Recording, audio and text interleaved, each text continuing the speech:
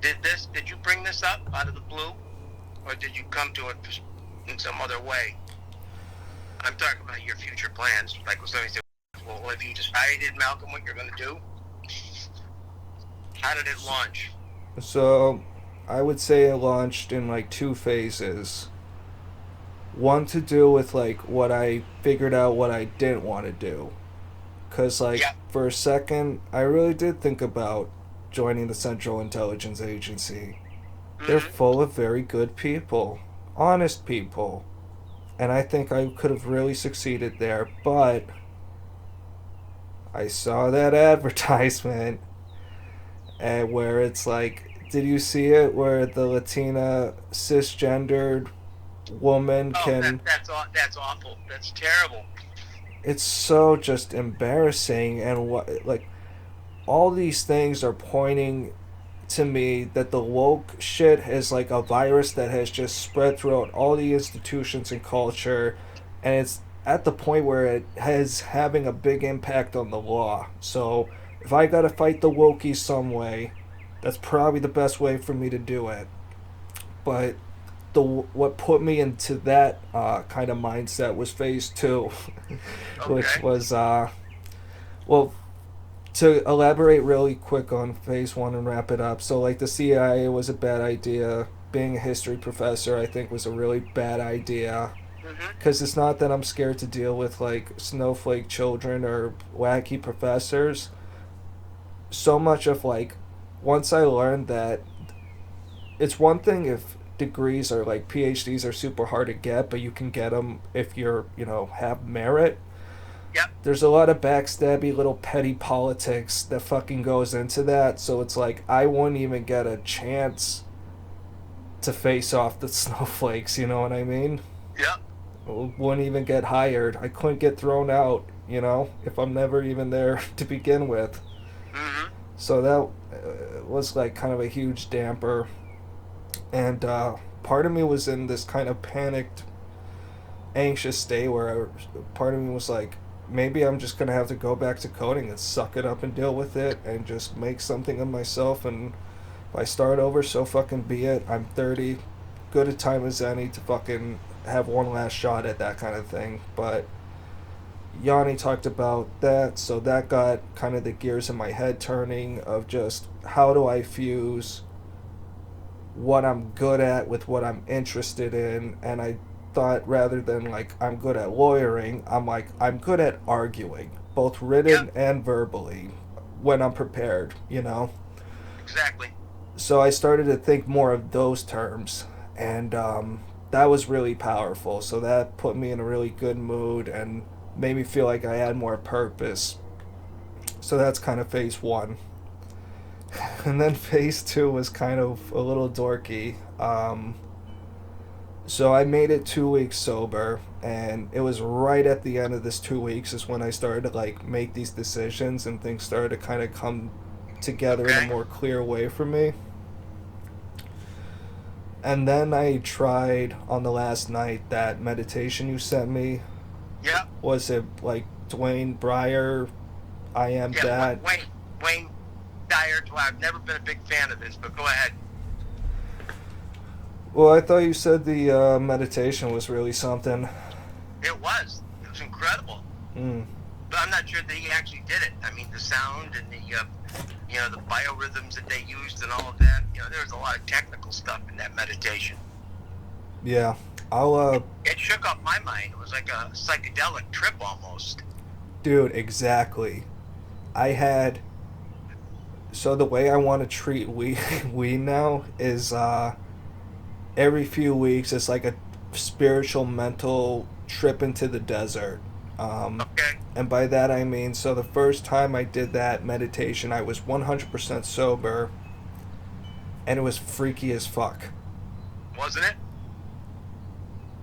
I made it 10 minutes because, for whatever reasons, I felt shitty just inside physically, but I also like my trip basically my mental kind of where I went was I was in this desert in the middle of a rough sandstorm things were really dark and hazy, and I just heard Satan fucking calling for my soul, and I saw this dark shadow through, like, within the storm, and I'm like, why why is this meditation waking up so much evilness inside of me? This is a little freaky. Mm-hmm. I'm stopping it. Okay. Because this doesn't, feel quite right. And I think I also realized afterward that, I hadn't been sleeping for a couple nights and forgot to do Wim Hof, so I was like a little more wound up. But I was like, time to, I'm buying some edibles, and it's the weekend, and I'm going to try again. But I'm going to... I would revisit it. So I revisited absolutely wasted. Mm-hmm. And this time I made it like 20 minutes. Okay. And it was a very different experience. It was like I was in a movie. Not just like watching a movie, like in it, but not like a ghost. Like no one's... Well, I don't know if I should say ghost or not, but basically what happened and why I say it was so dorky, something about the music and sounds and where I was at mentally, it's really interesting that it's presented as healing. Right. Because mentally I was just like, how on earth can something that's healing make me like immediately think of the devil and Satan, right? Mm-hmm. But healing isn't necessarily all goodness. When you think of a surgeon's table, it's not very pretty. Right. So I lean into it, and for 20 minutes, I'm basically in the movie 300, where there's just something really evil coming, and, it's like, it feels like a hopeless, rebel alliance against the evil empire, and I just totally accept that, we're all gonna die at some point. I think it put me in a state where I better understood sort of the idea of like going out in a blaze of glory. Not that I want that at all, but if I am forced by circumstance or whatever, whatever I do with my life, I've decided I want to try really hard to not die like a fucking coward. Like, that's my goal. So, another, like, weird revelation I had during this thing, this trip, was the electricity idea. Mm-hmm. Did you happen to read the Substack thing that I sent about? I did. Yeah, it was excellent. Yeah, so I edited it up and cleaned it up a little bit, and it's not that much longer at all, but I just had that revelation of what is... I put myself as literally into the moment as I could at some point, and I just felt like awakened, like I felt I could control my perception of energy and how it guides my day and my every life. So the way I break that down is, I've heard the phrase live like it's your last day many times, and I always thought it sucked, because if you were to tell me I have 24 hours left, all I'm going to be thinking about is the 24th hour. Right. And maybe I'll party, maybe I'll do nothing, maybe I won't know what to do, so I'll just fucking go to work and act like shit ain't... It's just another day. Yep. But I just imagine myself living like a good old Gulag commissar was standing right behind me, and he was just playing Russian roulette. Not with himself, but just with me. Okay. And that notion of being in the moment, because you could get a brain aneurysm. Like, it's being consciously, constantly aware, and not so much as like I have one day to make it last. I'm like, this moment could go at any second. So I'm gonna enjoy the fuck out of these chores. I'm going to just put my it's a call, really, to just excel at everything and to run when you could walk. And That's a mindfulness approach. I mean, basically, is whatever you're doing at the moment, whether it's washing dishes or whatever, you just thrust yourself into that activity, and you focus on the elements of it. Take washing dishes, for instance. You know, you pay attention to the running water, and the look of the suds, and the clean plate, things like that. I mean, is that what you're talking about? Putting yourself into the moment? absolutely, and it was just a totally different way to just experience everyday life. Like, I really just I really ate, you know what I mean? Like, when you eat, you kind of just, I think a lot of times go, I'll kind of break it down between this almost passive autopilot living and just active.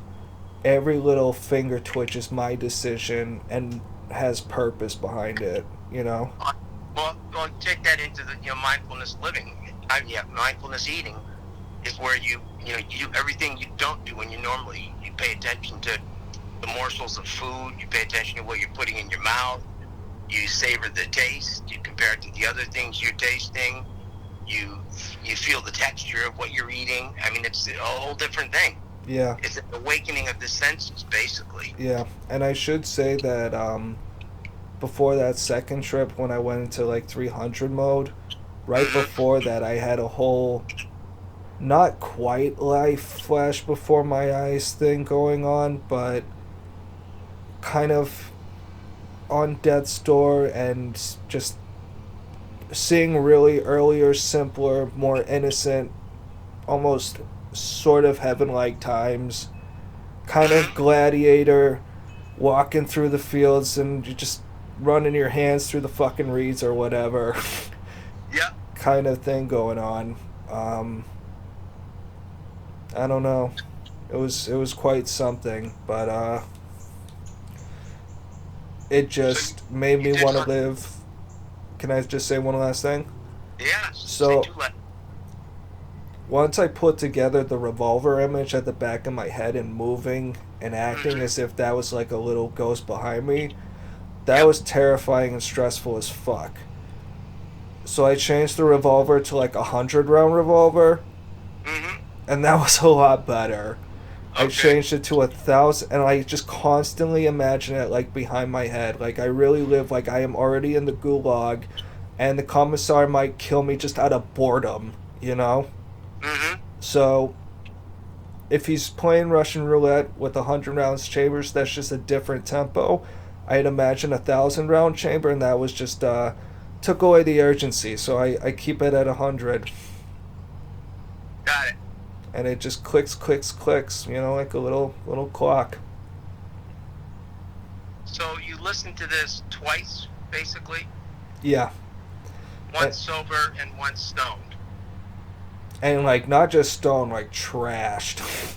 Okay. But and then I did once more, but I did it with my eyes open and just kind of did it for like 10 minutes. And at first I was trying to force a little bit the experience I had the second time just because it was so goddamn cool. But I realized I was kind of like forcing it, and I'm gonna try to treat it like it's its own like unique thing, and then I just tried keeping my eyes open. But I'm gonna try it more and see what happens. But this whole things sort of coming together.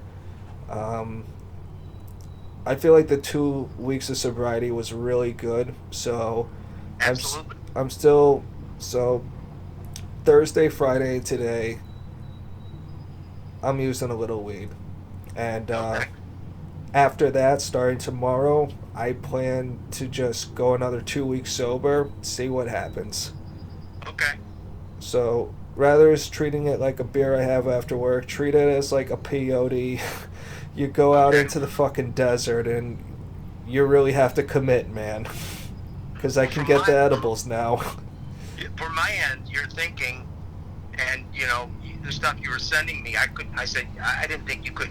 You were working at all because you were producing so much content. That I said you just got to be focused on all this other stuff. And using all the time you're supposed to be working to do this. But it was very clear, and it was obvious that your mind was clearer. The thinking, was not disjointed, but it was more really cohesive. And so it But showed. still punchy and fun. Yeah, yeah. And some. I just have to talk about that meditation tape because I'm not even sure I would classify that as a meditation as much as an experience, because it reminded me of when I first learned hypnosis, and subliminal tapes were very popular at that time.